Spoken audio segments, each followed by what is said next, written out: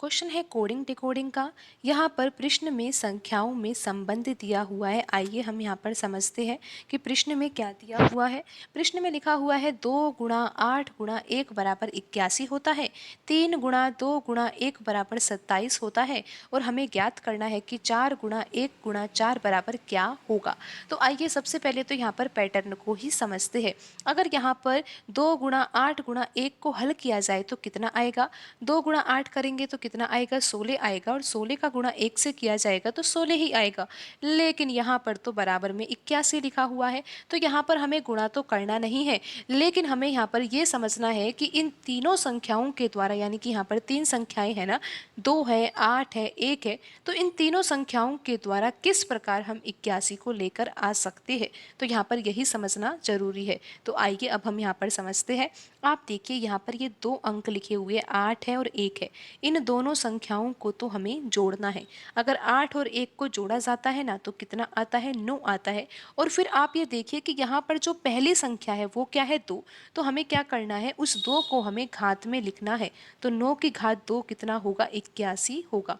आप एक बार फिर से समझिए क्योंकि पैटर्न बिल्कुल आसान है। करना क्या है, यहाँ पर ये 2 संख्याएं हैं ना, 8 है और 1 है। इन दोनों संख्याओं को तो हमें जोड़ना है। जब हम 8 + 1 करेंगे तो कितना आ जाएगा, 9 आ जाएगा। उसके बाद क्या करना है, यहाँ पर जो ये पहली संख्या है ना 2, इसको हमें घात में लिखना है। तो यहाँ पर 9 की घात 2 होगी और 9 की घात 2 कितना होगा, 81 होगा। और यहाँ पर आप देख ही सकते हो कि बराबर में तो 81 लिखा हुआ है। अब हम यही पैटर्न यहाँ पर दूसरे संबंध में लगाकर देखते हैं और पैटर्न की जाँच करते हैं कि यहाँ पर 3 गुणा 2 गुणा 1 के द्वारा 27 आ भी रहा है या नहीं। तो करना क्या है, आपको पता है पैटर्न बिल्कुल आसान है। इन दोनों संख्याओं को तो हमें जोड़ना है, 2 और 1 को तो जोड़ना है। और यहाँ पर जो ये पहला नंबर 3 लिखा हुआ है ना, इसकी हमें घात लगानी है। तो यहाँ पर 2 + 1 तो कितना होगा, 3 होगा। और 3 की घात अगर 3 की जाएगी तो कितना आ जाएगा, 27 आ जाएगा। और आप ये देख ही सकते हो कि यहाँ पर बराबर में तो 27 ही लिखा हुआ है। तो अब हमें ये पता लगाना है कि प्रश्न चिन्ह के स्थान पर कौन सी संख्या आएगी। तो पैटर्न तो ये है कि हमें इन दोनों संख्याओं को तो जोड़ना है। तो यहाँ पर 1 + 4 करेंगे और यहाँ पर जो ये 4 लिखा हुआ है ना, जो ये पहली संख्या है, इसको हम घात में लिखेंगे। तो यहाँ पर 1 + 4 तो कितना होगा, 5 होगा।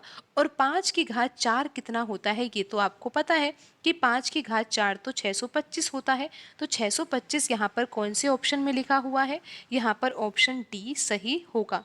आप एक बार फिर से समझ लीजिए कि यहाँ पर 625 कैसे आया। हमने क्या किया, यहाँ पर 4 और 1 को तो जोड़ दिया। तो 4 + 1 तो कितना होगा, 5 होगा ना।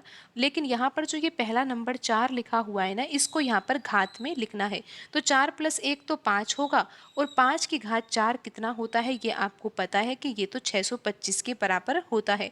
5 की घात 4 यानी कि 5 को हम 4 बार इस प्रकार खोलेंगे और बीच में यहाँ पर गुणा का चिन्ह लगाएंगे। तो यहाँ पर 5 × 5 25 हो जाएगा। 25 × 5 कितना होगा, 125 होगा। और 125 का गुणा 5 से किया जाएगा तो 625 आ जाएगा। तो यहाँ पर प्रश्न चिन्ह के स्थान पर कौन सी संख्या आएगी, संख्या यहाँ पर 625 आएगी। और आप ये देख लीजिए कि कौन से ऑप्शन में आंसर लिखा हुआ है। तो यहाँ पर ऑप्शन डी सही होगा।